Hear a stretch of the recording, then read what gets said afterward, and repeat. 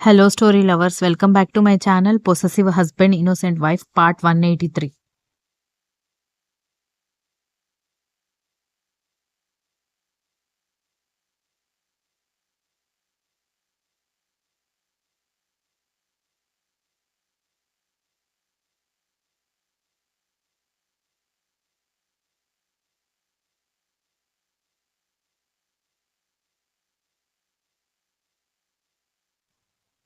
సరే అక్క, నీ కోడలు నీ ఇష్టం కాదని చెప్పడానికి నేనెవరు అనగానే వసుంధర చెల్లెల వైపు చూస్తూ, తప్పు పురందర, నువ్వు కూడా నా దగ్గర నుంచి ఇది నేర్చుకో. సౌమ్య పని చేయకపోయినా, మాట వినకపోయినా నాకు చెప్పు, దక్ష తనకి నచ్చజెబుతుంది.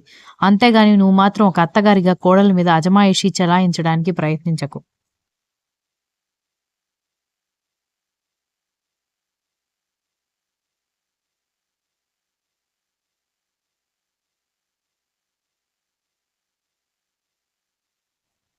నువ్వెంత నెమ్మదిగా చెబుతున్నా నీ మాట వినకుండా పొగరుగా ప్రవర్తించే కోడలైతే నువ్వు కూడా అంతే దురుసగా ప్రవర్తించు. తప్పులేదు. కానీ నెమ్మదిగా ఉండేవాళ్ళని మాత్రం మనం బాధ పెట్టకూడదు. సరేలే, ఈ డిస్కషన్ అంతా పక్కన పెట్టు. నా ఉద్దేశం నీకు అర్థమైందనుకుంటున్నా. ముందు నీ కోడలికి చేయించిన నగలు ఎలా ఉన్నాయో చెప్పు అనగానే, ఇండియాలో చేయించినవి, పైగా నువ్వు దగ్గరుండి చేయించావు, బావుంటాయక్కా అని అంది ఆవిడ.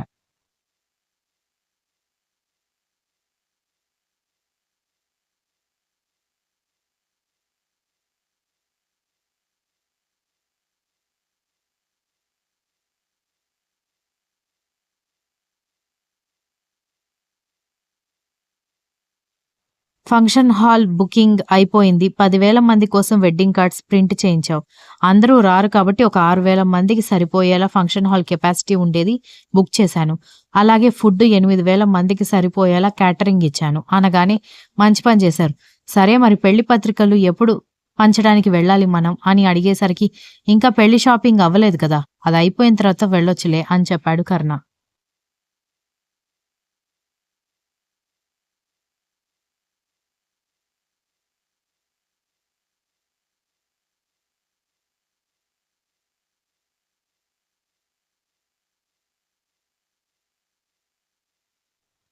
డాడీ, నాకు ప్రిన్సెస్ డ్రెస్ కావాలి అని అక్షర అడిగేసరికి, ప్రిన్సెస్ డ్రెస్ లేదు, తొక్క లేదు, లంగా జాకెట్ కుట్టిస్తున్నాను, అదే వేసుకోవాలి, పద్ధతిగా ఉండాలి పెళ్లిలో అనగాని, ప్రిన్సెస్ డ్రెస్కి ఏమైంది మమ్మీ అని అడిగేసరికి, అది స్కూల్ ఈవెంట్స్కి బాగుంటుంది, ఇలా ట్రెడిషనల్ ఈవెంట్స్కి బాగోదు, చెప్పిన మాట వినిపించుకో అంది.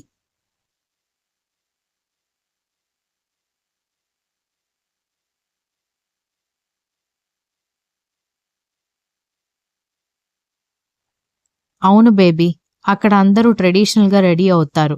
పిన్ని, నానమ్మ వాళ్ళు, మమ్మీ, అమ్మమ్మ, ధాత్రి, పిన్ని అందరూ ట్రెడిషనల్‌గా రెడీ అవుతారు. నువ్వు కూడా వాళ్ళలో కలిసిపోవాలి. అంటే నువ్వు కూడా ట్రెడిషనల్‌గా రెడీ అవ్వాలి. మమ్మీ నీకు కావాల్సిన డ్రెస్ రెడీ చేపిస్తుంది సరేనా? అన్నాడు కర్ణ.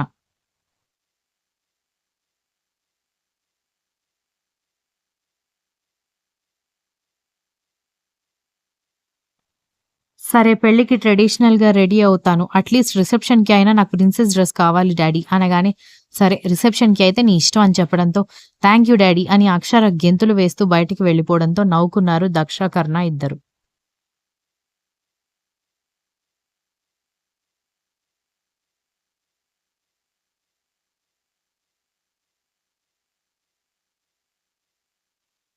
ఇంట్లో అందరూ ఎవరి పనిలో వాళ్ళు ఉండేసరికి నెమ్మదిగా విశ్వ సౌమ్యకి మెసేజ్ చేయడంతో, ఇంట్లో బంధువులు పెరగడంతో, వాళ్లతో మాట్లాడుతున్న సౌమ్య ఫోన్ నోటిఫికేషన్‌కి విశ్వ దగ్గర నుంచి మెసేజ్ రావడంతో, పిన్ని నేనిప్పుడే వస్తాను అంటూ బెడ్‌రూమ్‌లోకి వెళ్లి, హలో అని తిరిగి రిప్లై ఇవ్వడంతో, ఏం చేస్తున్నావ్ అని అడిగాడు.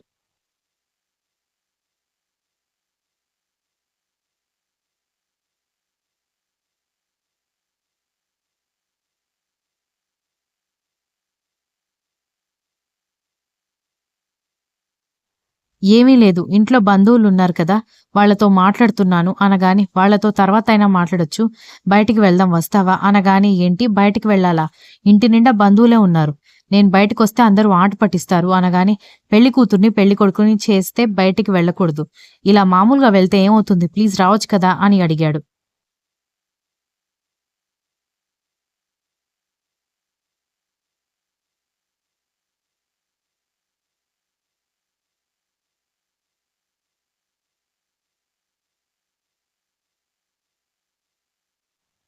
మీరు మరీ నన్ను మొహమాట పెట్టేస్తున్నారండి అనగానే ప్లీజ్ రావచ్చు కదా.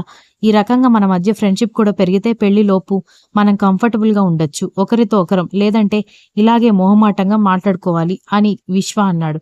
మీరు చెప్పింది కూడా నిజమే. కానీ ఇంట్లో వాళ్ళకి ఏమని చెప్పాలి నేను? నాకు సిగ్గెక్కువ అనగానే సరే నేను అన్నయ్యతో మాట్లాడి తనని మేనేజ్ చేయమని చెప్తాను అనగానే ఏంటి బావగారితో మాట్లాడతారా? అసలు అందరికంటే ఎక్కువగా ఏడిపించేదే మా బావగారు. అస్సలు వద్దు అనగానే ఈ టైంలో అన్నయ్య తప్ప మనకి ఎవరు హెల్ప్ చేయలేరు అన్నాడు విశ్వ.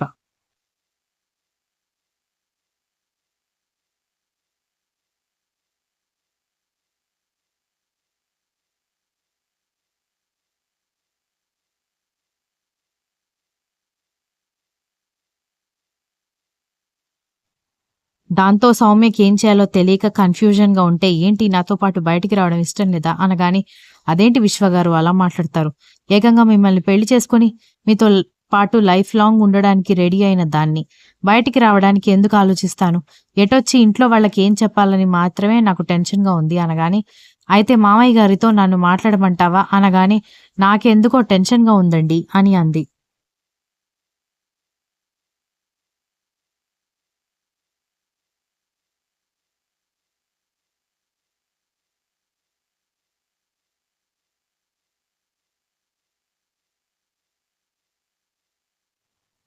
ఇదిగో మళ్ళీ భయం అంటావేంటి? అలా భయపడకూడదు అనే కదా నేను చెప్పేది. అనగానే ఇప్పుడు నేను భయపడేది మీకు కాదు. ఇంట్లో వాళ్ళేమనుకుంటారో అని అనగానే అబ్బా! సౌమ్య నువ్వు నన్ను కన్‌ఫ్యూజ్ చేయకు. నేను చూసుకుంటాను. ఈలోపు నువ్వు రెడీ అయ్యి ఉండు అని చెప్పి ఫోన్ కట్ చేసి కరుణ దగ్గరకొచ్చి అన్నయ్య నీతో కొంచెం మాట్లాడాలి అనగానే కొత్త కొత్త పట్టు చీరలన్నీ చూసుకుంటున్న దక్ష, ఆమె పక్కన కూర్చున్న కరుణ ఇద్దరూ తల తిప్పి చూడగానే విశ్వ మొహమాట పడుతూ ఉంటే వెళ్ళండి అని చెప్పింది దక్ష.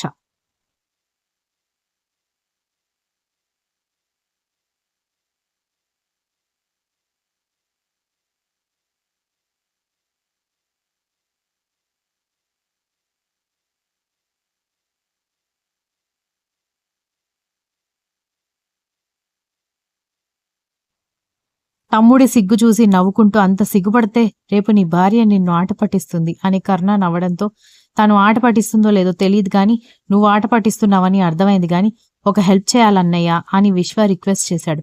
ఏంట్రా అది అని అడిగేసరికి ఏం లేదు. ఎంత పెళ్లి చేసుకోవడానికి రెడీ అయిపోయినా నాకు సౌమ్యకి మధ్య ఇంకా కంఫర్టబుల్ అట్మాస్ఫియర్ క్రియేట్ అవ్వలేదు. కాబట్టి నేను కొంచెం తనతో అండర్స్టాండింగ్ మెయింటైన్ చేయాలి అనుకుంటున్నాను. బయటకి తీసుకువెళ్ళాలనుకుంటున్నాను. తనేమో ఇంట్లో వాళ్ళు ఏమనుకుంటారో అని టెన్షన్ పడుతోంది. నువ్వు మామయ్య గారితో మాట్లాడితే నేను తనని బయటికి తీసుకువెళ్తాను అన్నాడు.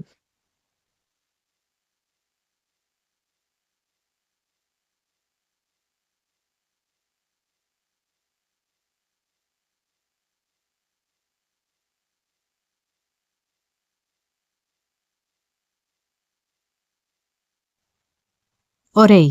వేరే కంట్రీలో పెరిగిన వాళ్ళు ఫాస్ట్‌గా ఉంటారు అనుకుంటే నువ్వేంట్రా ఇంత సిగ్గుపడుతున్నావు?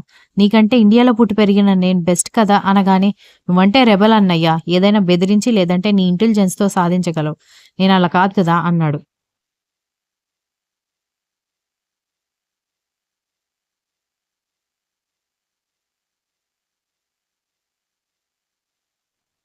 సరేలే ఇప్పుడేంటి నువ్వు సౌమ్యని బయటికి తీసుకువెళ్ళాలి. అంతే కదా అనగానే అవును అనగానే 10 నిమిషాల్లో సౌమ్య వాళ్ళ ఇంటి బయట వెయిట్ చేస్తుంది. నువ్వు రెడీ అయ్యి వెళ్ళు అనగానే థాంక్స్ అన్నయ్య అంటూ విశ్వ తెగ హుషారుగా తన రూమ్‌లోకెళ్ళిపోయాడు.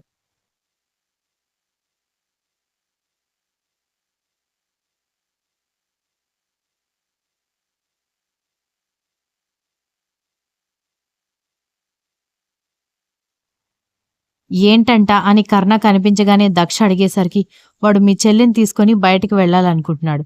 సౌమ్య ఇంట్లో వాళ్ళు ఏమనుకుంటారో అని టెన్షన్ పడుతుంటే అందుకే నేను మామయ్యతో మాట్లాడమంటున్నాడు అనగానే అదా సంగతి అయితే నేను మాట్లాడినా అనగానే మాట్లాడు అని కర్ణ చెప్పడంతో భాస్కర్‌కి ఫోన్ చేసింది. Continuous if you like the story please like, share, comment and don't forget to subscribe.